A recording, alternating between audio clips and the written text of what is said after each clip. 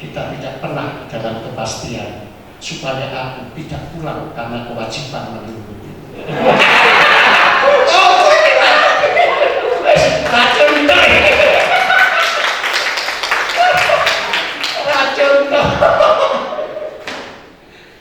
ya kira-kira itulah.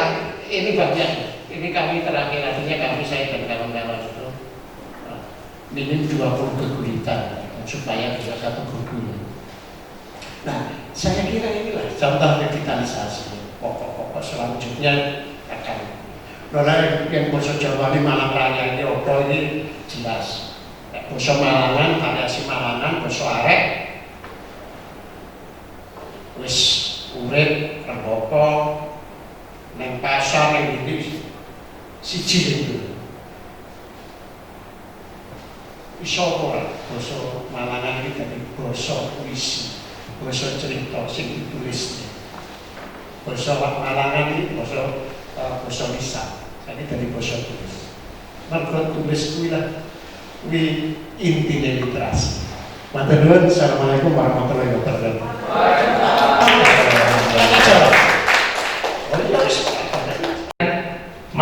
Melek literasi. Literasi itu kan bahan bacaan. Namun seperti ini loh Pak. Pada kenyataannya di lapangan, kalau menurut saya, kita nih di zaman modern sekarang ini ada beberapa literasi yang sekiranya masih kurang dalam pendidikan kita sekarang ini. Kebetulan saya ini adalah anak sejarah, sudah semester tua. Cuma sedikit waktu ketika saya kuliah, saya pribadi sangat menyukai Indonesia kuno, terutama pada bagian sastra-sastra kuno. Walaupun saya pribadi lemah dalam bahasa, tapi saya sangat menyukainya. Terutama tokoh bernama Gajah Mada itu paling saya sukai. Namun apa daya saya ketika saya mau membaca naskah yang telah dialih aksarakan di dalam aksara Indonesia, kalau nggak salah ini oleh salah satu orang Inggris atau Belanda, namanya Theodore Piso namanya. Bukunya 5 jilid berbahasa Inggris semua. Itu bukunya juga bukan buku asli tapi buku hasil repro, dan saya sendiri yang mencetaknya. Kalau buku aslinya, mohon maaf, tidak saya temukan kebetulan. Padahal itu buku penting. Nah, untuk menerjemahkannya memerlukan kamus bahasa Jawa kuno. Mohon maaf, Jawa kuno yang saya bahas di sini ini bukan Jawa modern. Itu disarankan kamus sebaiknya pakailah kamus P.J. Zollmude yang dikarang oleh P.J. Zollmude dengan judul Kamus Jawa Kuno Indonesia yang bekerja sama dengan Stuart Hobson. Namun ketika ini mencarinya, itu kalau nggak salah terbitannya Gramedia, ketika saya tidak mencari sampai memesan, kamusnya sudah tidak ada ternyata Pak.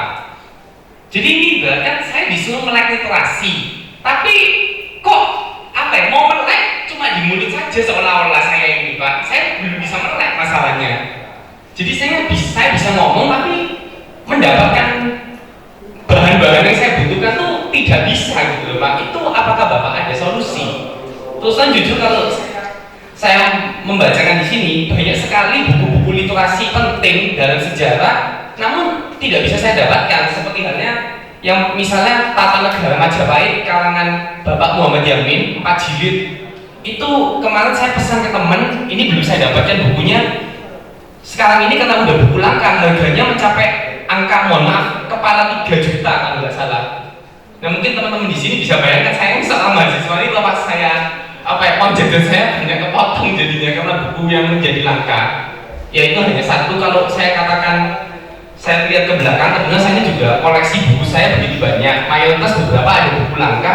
Kalau itu ditotal semua, mungkin harga HP saya ini bisa kalah sama harga buku-buku saya. Sampai orang tua saya pernah mengatakan ini ke saya, kamu itu niatnya mau beli buku atau mau beli HP kok harganya sampai di atas 700 semua kebanyakan. Ada 500, ada 300 yang bisa dibayarkan. Jadi saya banyak kepotong jujur Pak.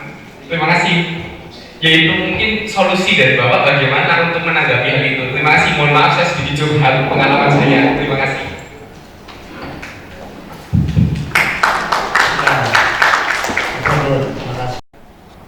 Ini duduk nulis buku. Yo nerjemahne, yo nglatene, terus macam-macam.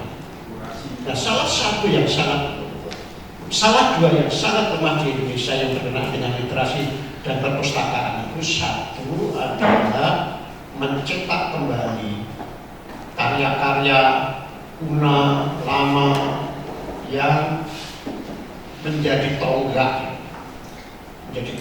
menjadi milestone, jadi punjering ilmu atau kawruh. Nah, Babat Diponegoro, Negara Kertagama, Babat Gajah Mada, lan sapanunggalané ini dicetak. Nah, kalau di tempat lain, misalnya katakanlah negeri-negeri berbahasa Inggris, karya-karya seperti itu diterbitkan khusus, ada tajuk klasik, karya-karya klasik. Nah, karena itu kita masih bisa mendapatkan dalam bentuk digital, dalam bentuk cetak, misalnya tadi Gilgamesh. Kalau saya cerita Gilgamesh, saya punya naskah yang ditulis 30 abad sebelum Masehi. Jadi ditulis 6.000 tahun lalu. Gilgamesh, saya pernah membaca hanya 30 bait saja. Mengapa? Karena selalu diterbitkan. Kalau saya sering meledek, zaman saya ini gawaannya sidik-sidik simposium semua pinter-pinter lah jelas ngomong kabeh. Kok simposium dadi ngono? Wong simposium iki jagongan omong-omong karo ngombe-ngombe. Karena saya pernah membaca buku simposium karya Plato yang sudah diterjemahkan bahasa Inggris, diterbitkan oleh Cambridge dalam tajuk klasik. Terus diterbitkan, ada penerbit yang lininya menerbitkan itu. Nah, simposium itu artinya pesta minum anggur. Pesta minum anggur kok dari pesta ya ora ono, ngombe anggur ya ora ono. Kok tahu pikiran jenengan.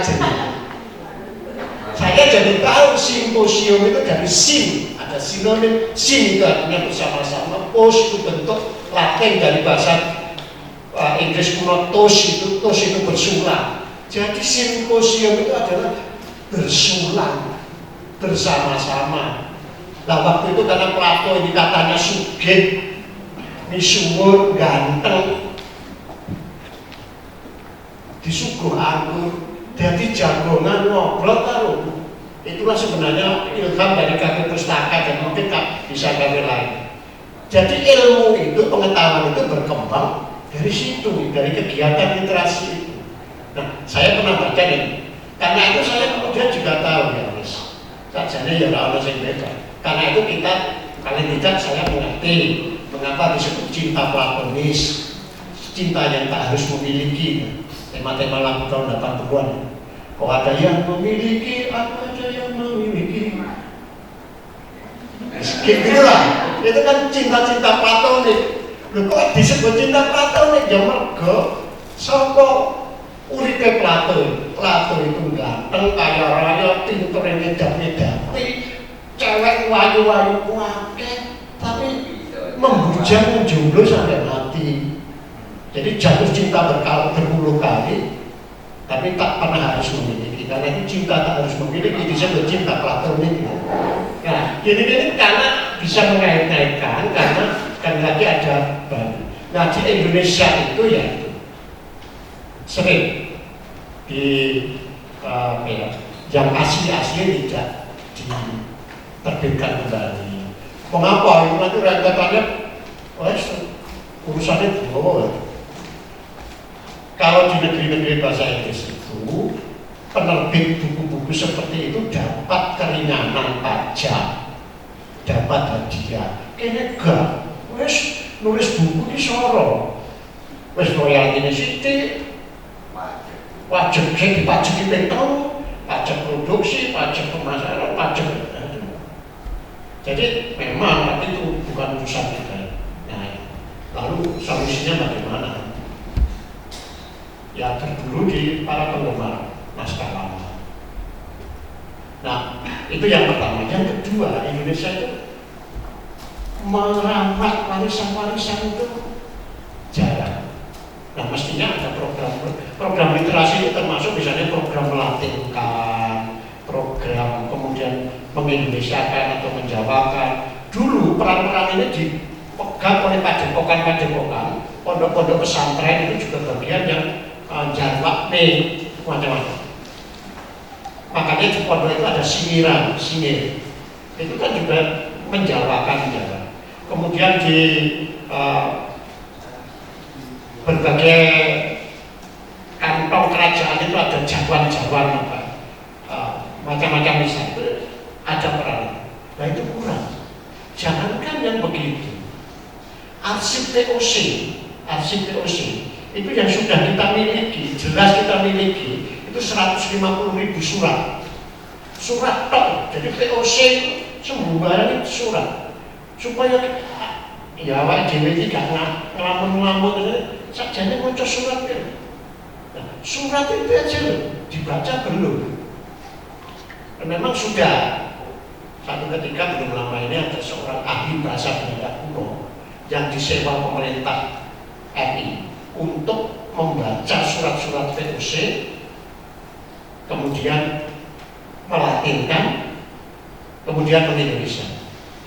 Jadi saya tanya, orang ini, Pak itu berapa? 150.000 itu loh, masih ada sisa 100.000 belum dibaca. Nah tapi katanya saya sudah bekerja 7 tahun Pak. Golek menungso sing telaten itu tahun Indonesia gak ono. Wong sekolah itu kabeh kudu dadi wirausahawan gitu. Lho kok kabeh dadi bakulan gitu. Kita perlu sejarawan. Loh, jurusan sejarah ini sithik mahasiswa ini gak pati payu, tugasnya negara ngekek subsidi mesti. Karena itu tidak penting bagi individu, bagi ekonomi, tapi penting bagi sejarah bangsa. Kayaknya orang, es tutup aja gak payu. Jadi ukurannya payu kalau nggak payu. Nah karena itu banyak ya. Mestinya harus dibiayai. Ahli membaca ulun kuno, epigrafi, ahli filologi, dan sebagainya. Nah kembali lagi, nggak ada VOC. Padahal kalau iya, itu informasinya menarik-menarik. Yang kita anggap itu luas, cerita dari mulut ke mulut itu mendapatkan dasar historis. Waktu Pak siapa orang berada di sini, nawarin teknologi, saya tanya, Pak berapa 150.000? Itu informasi apa? Sumber Pak. Saya minta contoh. Ada nggak Pak? Kapal-kapal yang berlalang dari banyak? Ada Pak. Dengan alat tertentu, 50 bangsa itu lalang selama fungsi. Ada 50 kapal pesiar dari berbagai bangsa yang merapat di Jayakarta. Saya juga nakal, Pak. Penyanyi ini Pak bilang, ada kok penyanyi bangsa apa? Bangsa itu ada. Tahu kita. Sama yang ikut Denny ikut kalau nggak salah kalau ini kan. Jadi, nah tetapi Indonesia itu belas orang duwe ahli basa Belanda kuno. Padahal ahli bahasa Belanda kuno sangat penting untuk memberikan kita. Mohon maaf malah saya waktu itu juga tanya, Pak, ditanyakan, wah pekerjaannya rojo-rojo ternate ya, bawa peti, sowan, Batavia mau. Nah terus kalau petinya itu juga biasanya sih jadi penganggur ini mau biak. Oh iya. Jadi saya tahu bahwa jadi tidak benar juga kan bahwa abad 14-15 daerah timur itu belum berliterasi nasional, tidak benar juga ternyata. Banyak orang dia itu yang menjadi bagian dari kerajaan Ternate Tidore biasa ke Batavia juga berubah. Nah itu lebih historis datanya. Nah ini memang tidak. Nah itu kita memerlukan, ini jangka panjang pemerintah. Nah bagaimana caranya tetap di Pulau Lawasa. Tapi ada juga sekarang proyek-proyek digitalisasi. Dulu selalu saja asing. Nancy Florida itu pernah memikrofilmkan seluruh naskah. Nah, apakah itu bisa diakses atau tidak? Perlu kita tanyakan. Tapi sejauh itu menyangkut arsip penting, itu diantri aja. Kalau itu bentuknya arsip, maka diantri.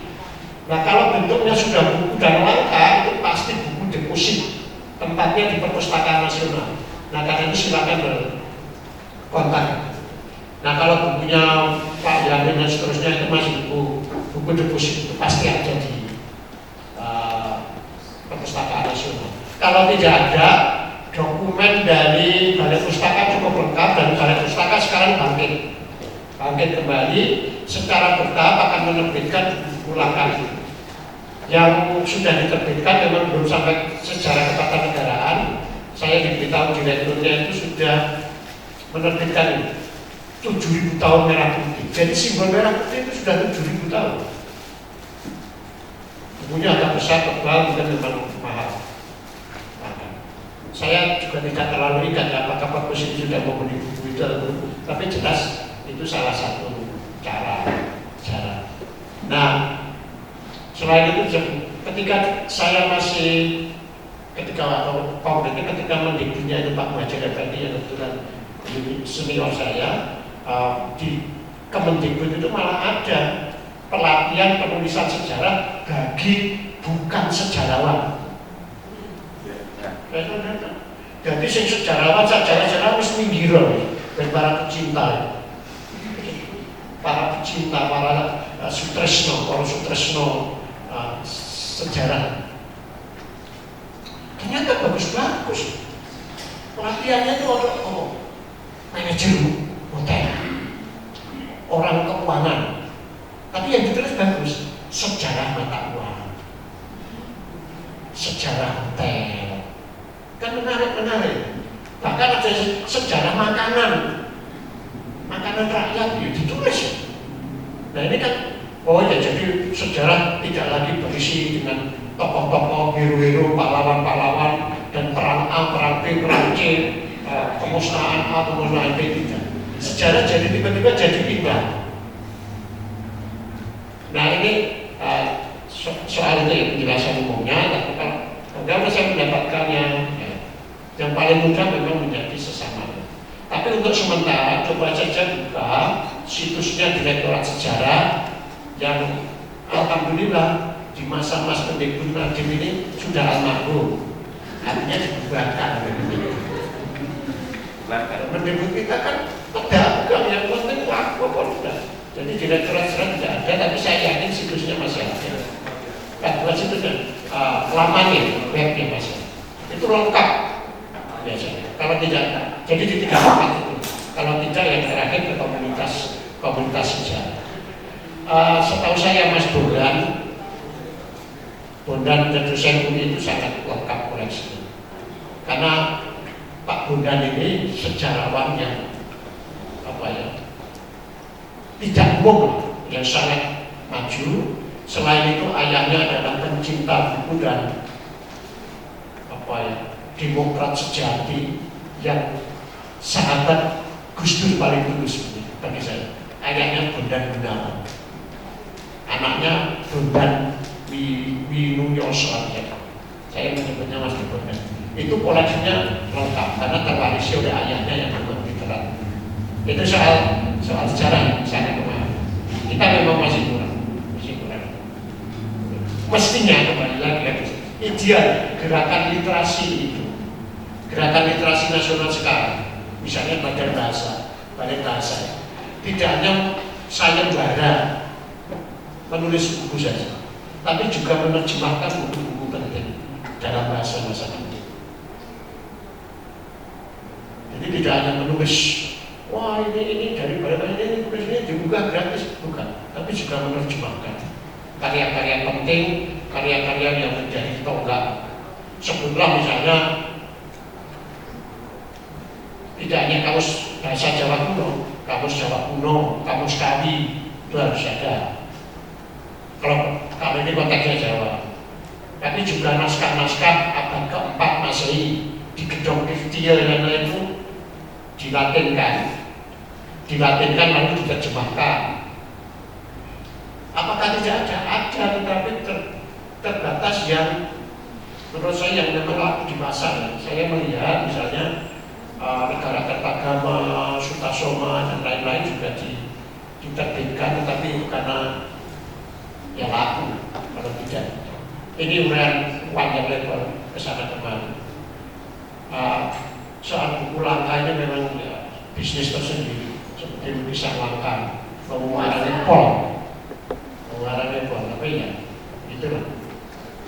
Tapi orang yang paling tersesat tadi, tersesat menuju jalan yang nikmat itu ya tersesat mencintai tubuh.